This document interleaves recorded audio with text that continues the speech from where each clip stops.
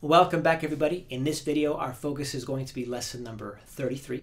And in lesson number 33, I would like to introduce to you a second articulation marking, which is the opposite of staccato. In the previous lesson, we learned about staccato, which just means you cut the note off, keep it short, detach it from the next note and the previous note. There is a gap. Let's say this is one note, this is the other note. There is a gap between the notes, staccato. Legato simply means the opposite. Legato means you want to make sure that there is absolutely no gap between the two notes. So you cannot prepare your fingers at all.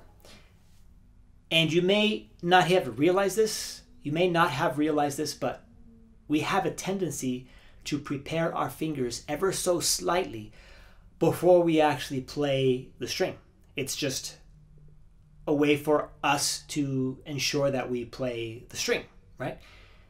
We have to avoid that at all costs if we want to perform legato as cleanly as possible. So let me show you a quick example. Before we get to the notes in lesson number 33, I want to show you on the third string. First, staccato. Whoops. We're preparing the strings. Okay? Now, the way you've been playing all of the previous lessons is probably close to legato, but not entirely, because like I mentioned, we will naturally, instinctively put our finger down a split second before and then play the note. We're not doing the attack in one motion. So we're probably doing something like this. And you can still hear there's a gap in between the notes. But it's not something I told you to focus on, so it was like that's a normal thing, right? If we want to play legato, we have to eliminate even that small gap. And the way we do that is by not, like I said, not preparing at all. So you have to start your attack in the air, up here. And it's going to feel like you're going to miss the string because we've been preparing ever so slightly before playing the string. But we can't do that. So you're going to start your attack in the air. So get your index finger ready. Just hover it over the third string. Without preparing, you're just going to get that finger and go all the way towards the palm of your hand, hitting that third string in the process. You're going to do the same thing with your middle finger. It's going to stay in the air, and then in one motion, whoops, this is going to happen to you. In one motion, you're going to play that third string without preparing at all. And notice I missed the string. That's going to happen a lot until you get used to it.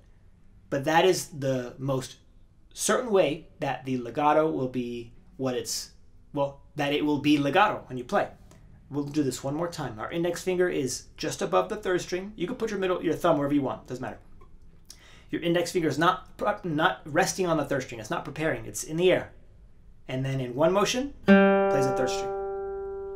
Middle finger's next, in the air, in one motion. And there it is again, I missed.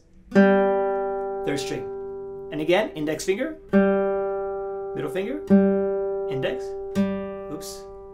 It's okay if you miss, because I'm missing a lot. But that is going to be how you play legato. And notice, there's no gap. The notes are completely connected. We're not preparing like this. We're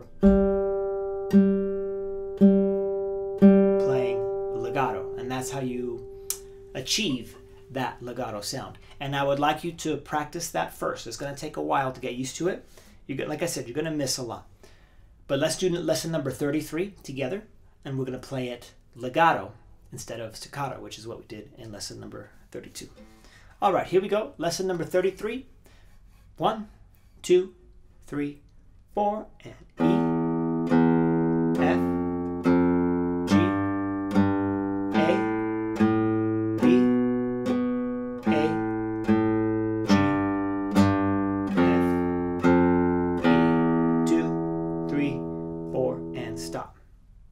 I will see all of you in lesson 34.